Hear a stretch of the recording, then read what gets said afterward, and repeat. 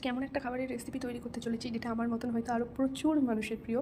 সেটা হলো ট্রেনে যে আমলকিগুলো বিক্রি হয়, সেই আমলকি। আমার তো খেতে প্রচণ্ড পরিমাণে ভালো লাগে।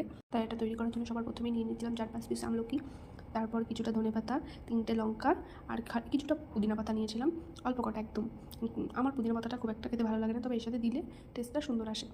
তো এগুলো এই 3টে দিয়ে একটুখানি লবণ দিয়ে, আরও একটু লবণ লাগতো, আমার লবণটা কম হয়েছিল, পরে আবার দিয়েছিলাম।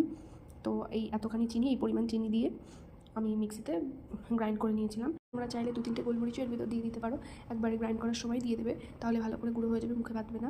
এরপর পেস্টটা রেডি হয়ে গেলে একটা বাটিতে করে তুলে রেখে দেবে।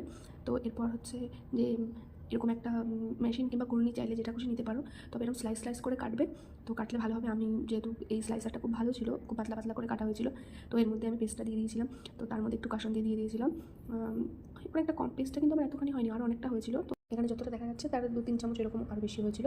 তো এরপর আমি দিয়েছিলাম কাসুন্দি, বিট নুন আর চাট মশলা ছড়িয়ে দিলে রেডি হয়ে যাবে